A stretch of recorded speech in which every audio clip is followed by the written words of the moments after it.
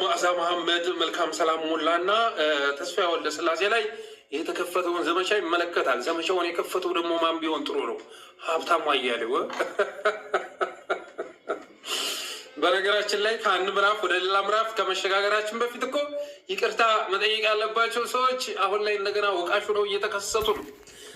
እና ስለና ሀብታሙ አያሌው ስንናገር ይሄ አማራ አንድነትን ከማፈራረስ ምናምን አትመልከቱት።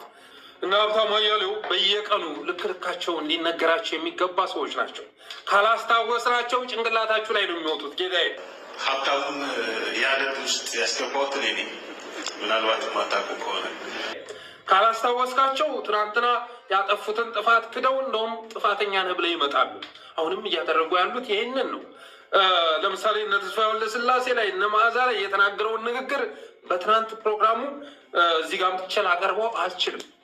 በስብዕናቸውና በአካላቸው ጭምር ሲዘባበት ነበር። በጣም በሚያስጠላ ሁኔታ ማለት ነው። በጣም በሚያስጠላ ሁኔታ ለእነ መዓዛ መሐመድ ያነግግር አይመጥንም። እዛ ጋ እየሰሩ ላሉት ተሰባስበው እየሰሩ ላሉት የሚዲያ ሰዎች ሀብታሙ አያሌው የተናገረው ነገር የሚመጥን አይደለም። በተረፈ ግን እሱ መናገር የሚችለው ስለ ኢየሩስ ነው። ተቀጣሪ አድርጎ እሱ $300,000 ከተቀጠረ በኋላ ተቀጣሪ አድርጎ ሲያሰራት ስለነበረው የሚዲያ ሰው መናገር ይችላል። ስለ መዓዛ መሐመድ ግን የሚናገርበት ሞራል የለውም። አነሰም አደገም እሷ በትክክለኛ መስመር ውስጥ ተሰማርታ ትክክለኛ አርበኞችን ስትደግፍ የነበረች ጋዜጠኛ ነች። ትክክለኛ መስመር ውስጥ ነበረች ከመጀመሪያ ጀምሮ ማለት ነው። እሱ ግን $300,000 ፈርሞ እነ ኢያሱ አባተን ሲያስተዋውቅ የነበረ ሰው ነው። እነ ማስረሻ ሰጤን ሲያስተዋውቅ የነበረ ነው። እነ ኮሎኔል ፈንታውን ሲያስተዋውቅ የነበረ ነው። ያውልህ ገለባህን ሰብስብ ጌታዬ፣ ያው ሰብስብ። ዛሬ አፋሃድ እየተፈራረመልህ ነው። እና እነዚህን አርበኞች ለዚህ ያበቃቸው አንተ ነህ። ይሄ አንተ የልፋት ውጤት ነው። ዛሬ እኒህ ሰዎች እየነዙት ያለው ትርክት አፋብንን ወይም አፋባህን የከሌ ተላላኪ እያሉ የሚያቀርቡት ትርክት ትናንት በአንተ የተፈጠረ መሆኑን እንረዳለን። እና እነ መዓዛን የምትናገርበት ቅንጣት ታክል ሞራል የለህም። አንተ ማለት እኮ ከመጀመሪያ ጀምሮ የሚዲያ ታሪክ በኢህአዴግም ዘመን እናንሳ ካል በኤርሚያስ ለገሰ ተመልምለህ የአዲስ አበባ የወጣቶች ሊግ የነበርክ ሰው ነው። ግን በአደንነትህን ክደህ እነ ጄኔራል ተፈራን ምን ስትል እንደኖርክ ደግሞ የሚዘነጋ አይደለም። ኢህአዴግ የነበርከው አንተ እንጂ እነ መዓዛ መሐመድ አይደሉም። በሚዲያ ተሞክሮ እስኪ ስሰበስባቸው የነበሩ ሰዎችን እስኪ አስታውሳቸው። በሚዲያ ቆይታ እያመጣ ስቀጠራቸው የነበሩ አማራዎች አሉ። እንዲህ አንተ የምታቋቁመው ሚዲያ ውስጥ አማራዎች መጥተው መቀጠር ይችላሉ? የትኛው ነው አማራ?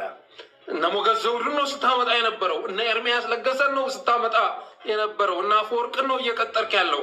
እና የመጨረሻ ጸረ አማራ መስመር ውስጥ የሚገኙ ኃይሎች የሚተዋወቁት እኮ አንተ የምከፍተው አንተ የምትመራው ሚዲያ ላይ ነው። ኤርሚያስ ለገሰን ማንሳት ይቻላል፣ ሞገስ ዘውዱን። ሰሞኑን ደግሞ አፈወርቅ የሚባል ሰው ቁንጥር እያለላቸው አፋብን ላይ ኃይለኛ ዘመቻ ከፍቶ መጥቷል። የኢትዮ 360 የቀድሞ ስም በመጠቀም ማለት ነው። እና እንደዚህ አይነት ጋዜጠኞችን እያመጣ ትግል ስትረብሽ ኖርክ። በአማራ ትግል ውስጥ ቅንጣት ታክል አስተዋጽኦ የሌለ ይቅርታ ልጠይቅ የሚገባ ትናንትና ዋና አርበኞችን ጭንቅላታቸውን እየቀጠቀጥክ ተላላኪዎችን ስታወድስ ከፍ ስታደርግ የነበርክ ሰውዬ ዛሬ እነ መዓዛ መሐመድ ላይ እነሱ ላይ የምትሳለቅበት እናሱን የምትወነጅልበት ሞራል ላይ አይደለህም። አጋጣሚውን ተጠቅመው እነ ኤርሚያስ ለገሰና እነ ሞገስ ዘውዱ ጋር በመተባበር እነ ተስፋዬ ወልደ ስላሴ ላይ ዘመቻ መክፈትም ልክ አይደለም። አጸፋውን እንሰጣለን። አንድነት በሚል ስም ጠላት ተሸክመን የምናንሰባስብ መስሎ ከሆነ ተሳስተሃል። ቅንጣት ታክል በአማራ ትግል ውስጥ ሚና የለም። ብቻህን ቆመሃል። እስካሁን ድረስ ስትሰራ የነበረው ስህተት ራሱ ከበቂ በላይ ነው። እና ትክክል ሲሰራ እንደከረመ በሀቅ መስመር ውስጥ ሲሰማራ እንደከረመ ብለን ነበርክ እያልክ በየቀኑ ራስን ስላወደስከው ትክክል ነበርክ ማለት አይደለም። በተረፈ ግን እነዚህ ኃይሎች የተለያዩ ይመስሏችኋል። ያይስ እነ ሞገስ ዘውዱን እነ ኤርሚያስ ለገሰን እነ ሀብታሙ አያሌው የተለያዩ ይመስሏችኋል፣ ግን ተመሳሳይ ትራክ ውስጥ ናቸው። ሰሞኑን እነ ኤርሚያስና እነ ሞገስ እነ መዓዛ ላይ ዘመቻ ሲከፍቱ ሀብታሙ አያሌው ከተፍ አለ። ሀብታሙ አያሌው እስከ ኤርሚያስ ለገሰ ላይ ዘመቻ የከፈተበትን ቀን አስታውሱኝ። እስኪ ሞገስ ዘውዱ ላይ ዘመቻ የከፈተበትን ቀን አስታውሱኝ። አይከፍትም። ተመሳሳይ አስተላለፍ ውስጥ ናቸው።